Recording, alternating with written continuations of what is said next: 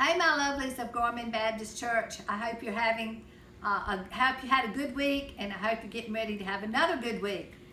Well, actually, this could be a real good week because today is actually Ice Cream Sandwich Day.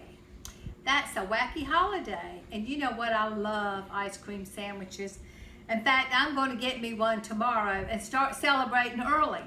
So, when you get a chance, get an ice cream sandwich and celebrate Ice Cream Sandwich Day on Sunday. We have a lesson this week that really shows us how we need to trust God and to know that His plan may not be what we think we would like for it to be, but that His plan is always the perfect plan. Our story comes from the scripture, the book of Jeremiah, chapter 29, verses 4 through 14.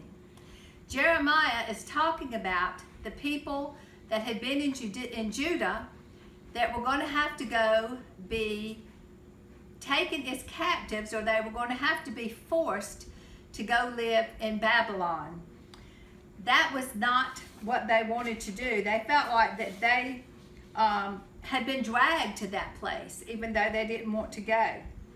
But even though it was that foreign to them and that unsettling, or they didn't want to go, they had to realize that God had a plan in all of this. There had been a lot of things going on in Judah that had not been right. There had been idol worship. There had been kings who had not sought God's guidance but had done their own thing. So it just resulted in what happens when we don't seek God's wisdom and seek God's way. So the thing that was bothering them is that when they got there, all they could think about was they wanted to go home. But God said, no, you're not supposed to go home right now. I have a plan.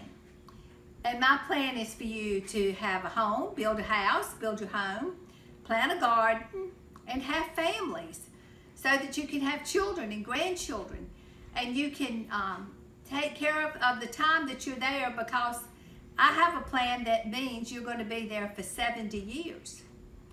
Well, they were not happy to hear that. And there were people in Babylon that were telling them things that were not true. They were false prophets and what they call diviners, people who were just telling them things that they thought they wanted to hear. And they were telling them that they weren't going to have to be there that long. And they wanted to believe that, but yet they knew that their job was to do what God had said.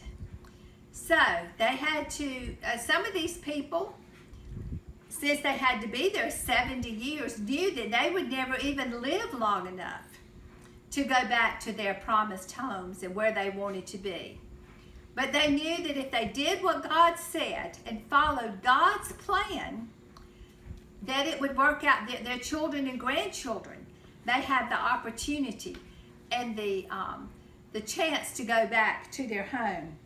So it teaches us, our thought of this lesson is, we have to seek God no matter what happens. Of course, what happened to them was not what they would have chosen for themselves. The amount of time they had to stay in a land being held there when they really didn't want to be there was not what they would have chosen. But we have to know that we have to seek God in whatever happens. Can't think of a time that this lesson is more appropriate, because there's so many things happening in our world that we don't understand.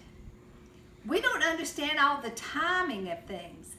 Maybe a lot of people thought this virus would be over by now. We were told maybe the hot summer would make it go away, but it's still here.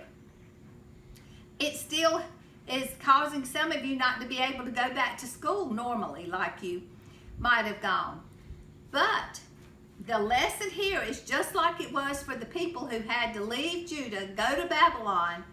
We have to seek God no matter what happens, and that's hard. It's hard to think about that we have to do that. We have to think about what God has planned for us. He has plans for us, and we may not always know what they are. We may make our own plans, Well, we have to think about the future. What are some things you might want to ask yourself? What's God got planned for me in my future? You may not want to wait 70 years, but the lesson in this story is we have to seek God's plan and follow that. So, big lesson that really means a lot to what's going on in the world today. In our key verse, this is the verse that is so special to me that I have this verse hanging in my office at work. It's my favorite verse. It's one that I have to depend on every day because sometimes I like to make my own plans and do it my own way. But the story today tells us we have to wait on God and we have to do it His way. Our verse today is, "For I know the plans I have for you, declares the Lord, plans to prosper you and not to harm you, plans to give you hope and a future." So even though they had to stay in Babylon 70 years when they didn't want to, there was hope and a future at the end of God's plan. Read the whole story in Jeremiah with your family, with your parents, and just really stop and think about God's plan is the one that we need to seek, because if He leaves it up to us, if we leave it up to us, we'll make a big old mess.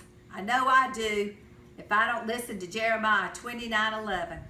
Have a great week. Eat an ice cream sandwich. Love you.